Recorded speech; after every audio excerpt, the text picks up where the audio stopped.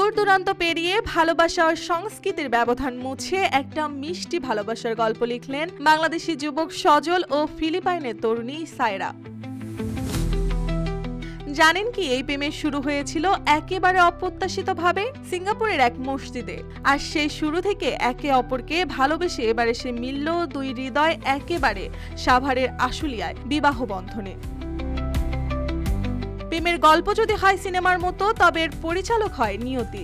রাজবাড়ী পাংশা উপজেলায় সজল পাড়ি জমিয়েছিল সিঙ্গাপুরে রোজগারের খোঁজে। ভাবতেই পারেনি একদিন নামাজ পড়তে গিয়ে চোখে চোখ পড়বে এমন এক চোখের, যার দিকে তাকিয়ে জীবনটাই বদলে যাবে। সেখানেই পরিচয় হয় ফিলিপিনের মিষ্টি মেয়ে সায়রা খানের সঙ্গে। প্রথম দেখাতেই ভালো লেগে যায়। সজল ভেবেছিলেন সরাসরি জানিয়ে ফেলবেন তার মনের কথা, আর তাই করলেন। কিন্তু গল্প তো এখানেই শেষ না। ভালোবাসার প্রস্তাবে রাজি হননি সায়রা, তবে সজলও হাল ছাড়েননি। নীরবে নিঃস্বার্থে নিষ্ঠায় দিনের পর দিন পাশে ছিলেন। সজল যেন প্রমাণ করতে চেয়েছিলেন ভালোবাসা কথায় নয়, কাজে প্রমাণ পায়। 5টি বছর না, শুধু সম্পর্ক নয়, একটা গভীর বোঝাপড়ার সময় ছিল ওটা। একসঙ্গে কাজ করেছেন, হেঁটেছেন ভবিষ্যতের দিকে। আর এবার সব দ্বিধা কাটিয়ে সায়রা পাড়ি জমালেন বাংলাদেশে, শুধুই তার ভালোবাসার জন্য। সায়রা বললেন, বাংলাদেশ সুন্দর, এখানকার মানুষ মিষ্টি।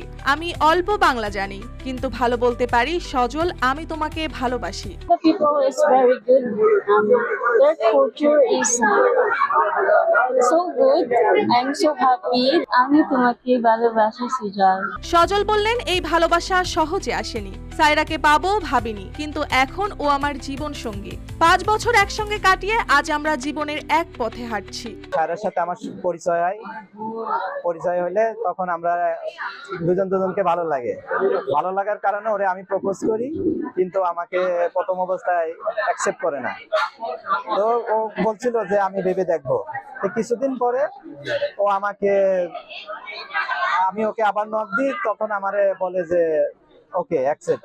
আসলে আর রাতটা যেন ছিল প্রেমের পাপড়িতে মোড়ানো। বিদেশ থেকে আসা এক মেয়ে আর দেশের মাটিতে দাঁড়িয়ে থাকা এক ছেলে, দুজন মিলে গড়লেন এমন একটি গল্প যা শুধু তাদের নয়, আমাদের সবার হৃদয় ছুঁয়ে গেল।